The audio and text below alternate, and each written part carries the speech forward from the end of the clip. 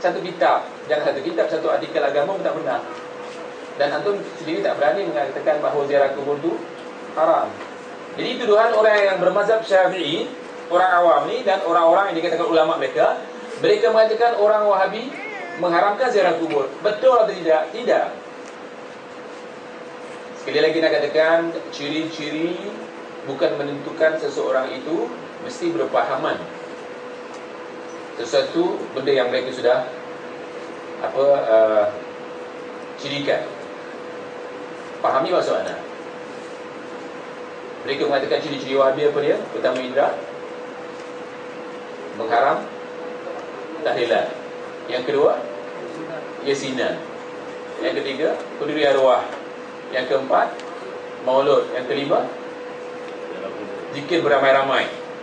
Yang keenam, dan banyak lagi lah di antara yang kita nak sentuh pada malam ini. Benar atau tidak Muhammad bin Abdul Wahab yang dinasabkan pahaman Wahabi kepadanya mengharamkan ziarah kubur? Di dalam potongan akhbar, Usman Muhammadi mengatakan orang-orang Wahabi mengharamkan ziarah kubur. Mungkin sebagian daripada antum sudah baca kenyataan Usman Muhammadi. Kita tak rasakan hangatnya di sini. Kita tak rasakan bahayanya kenyataan-kenyataan seperti ini. Sebab kita golongan kecil di Singapura, betul ya? Tetapi di Malaysia kita rasa hangatnya. Hari-hari orang telefon SMS sampai sekarang masih ada. Hatta orang-orang politician dia hubungi apa kita nak buat? Katakan jangan melata lah. Sebab kita bukan Wahabi atau Wahabi. Cuba angkat tangan siapa Wahabi di sini? Mungkin saudara Zul atau Wahabi? Paklah Wahabi? Antar Syekh daripada Indonesia Wahabi? Antar Wahabi? Siapa cakap Wahabi di sini? Cuba kan? Antar Wahabi? Ciri-ciri entah Wahabi tu anda menyangkut. Tak seorang pun mengaku sebagai Wahabi. Tetapi kita ni dituduh sebagai Wahabi sebab mereka mengatakan antum, pada diri antum ada ciri-ciri Wahabi. Bila ada ciri-ciri Wahabi, Wahabi.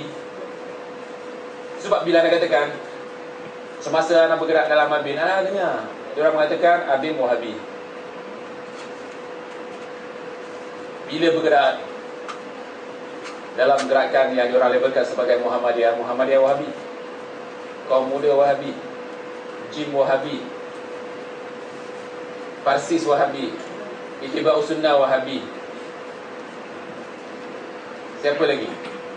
DI Wahabi, Mahat Zaitun Wahabi, Islam Jamaah Wahabi.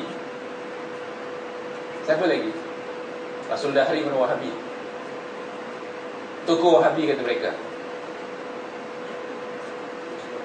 Kenapa mereka mengatakan kita Wahabi sedangkan kalau kita lihat Abim dengan Jim tak ngam? Betul tak? Antara persatuan-persatuan ni kalau disatukan tidak ngam.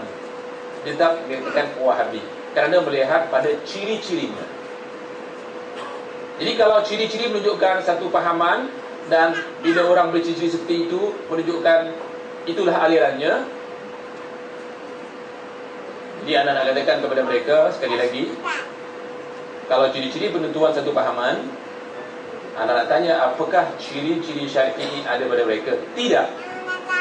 Tidak ada ciri-ciri Syafi'i pada mereka. Sebab ciri-ciri orang yang bermazhab Syafi'i pertama sekali menentang kenduri arwah yang diistilahkan sebagai yasinan, tahlilan. Apa lagi istilahnya? Membaca Al-Quran dihadiahkan kepada orang mati. Kita dah bincang di kuliah yang tajuknya Wahabi Usman Al-Muhammadi menghina Imam Asy-Syafi'i, menipu ummah dan tidak amanah. Di sini kita bawa hujah daripada kitab-kitab yang ditulis oleh ulama Syafi'iyah haramnya tahlilan, kunduri arwah, apa lagi? Membaca Al-Quran yang dihadiahkan kepada orang mati. Sudah jelas ya? Sudah jelas ni? Lihat rujukannya adalah rujukan yang tepat. Kita tidak menipu di dalam rujukan yang sudah diisi dalam tulisan itu. Siapa yang ada buku-buku ni, rujuklah. Kalau tak jumpa, panggil saya. Sebab ada orang mengatakan, saya tak jumpa Ustaz. Mungkin tak tahu baca. Mungkin. Cuba lihat di buku salat 2. Usman Al-Muhammadi dan yang sepaham dengannya menuduh Wahabi menolak amalan ziarah kubur. Sebagian antum sudah dapat potongan akhbar tadi. Di situ Osman Muhammadi dengan jelas mengatakan bahawa di antaranya orang-orang Wahabi melarang ziarah kubur. Sepanjang penelitian anak terhadap buku-buku yang ditulis oleh Muhammad bin Al-Wahhab, kitab-kitab yang dibeli percuma oleh kerajaan Saudi yang ditulis oleh Muhammad bin Al-Wahhab, setakat ini hampir semua ada. Tak satu kitab pun yang anda teliti mengharamkan ziarah kubur. Tapi di antara kitab-kitabnya dipenuhi hadis-hadis yang sahih supaya kita ziarah kubur. Di antara contohnya, cuba lihat di buku surat 2 ada satu hadis dari Abdullah bin Abi Mulaika. Sesungguhnya Aisyah radhiyallahu anhu menemuiku pada suatu hari di perguruan. Maka aku berkata kepadanya, wahai Ummul Mukminin, bukankah Rasulullah SAW melarang dari menziarahi kubur? Beliau berkata, ya, ditegah dari menziarahi kubur, tapi disuruh menziarahi kemudiannya. Kemudian disuruh. Dan hadis-hadis yang dimuatkan oleh Muhammad bin Wahhab, di antaranya kalau kita meneliti buku-buku Muhammad bin Wahhab, di antara hadis yang dimuatkan adalah hadis Muslim, yang mana bunyi hadisnya, kuntu nahaitukum an ziyaratil qubri fazuruha. Di lafaz yang lain, kuntu nahaitukum an ziyaratil qubri fal'ana zuruha. Hadis Muslim. Kata Rasulullah SAW, dulu aku larang kamu ziarah kubur, tapi sekarang ziarahilah oleh kamu kubur tersebut. Kenapa? Fa innaha tudzakiru al-akhiratah. Kerana ziarah kubur akan mengingatkan kita kepada akhirat. Ingat akhirat, takut mati. Bila takut mati, dia takut kepada Allah Subhanahu Wa Taala. Bila takut kepada Allah Subhanahu Wa Taala, kita akan beribadah dan meninggalkan maksiat. Percayalah. Tapi disuruh tak? Cuba lihat.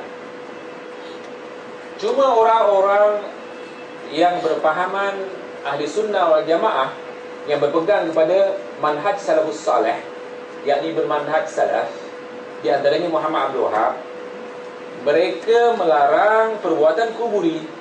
Mungkin di antara antum belum memahami apa itu kuburi. Pernah dengar kuliah kuburi? Tak pernah. Pernah dengar sahabat? Pernah. Mungkin sahabat ni pernah dengar? Tak pernah. Tak pernah. Kebanyakannya tak pernah, ya? Iya, alhamdulillah. Kalau yang pernah dengar diulang, itu lebih menguatkan lagi keyakinan kita bahawa kuburi ini hukum syirik. Masih di buku surat 2, apa salahnya kita baca? Namun apa yang jelas terdapat di dalam kitab Syekh Muhammad bin Abdul Wahhab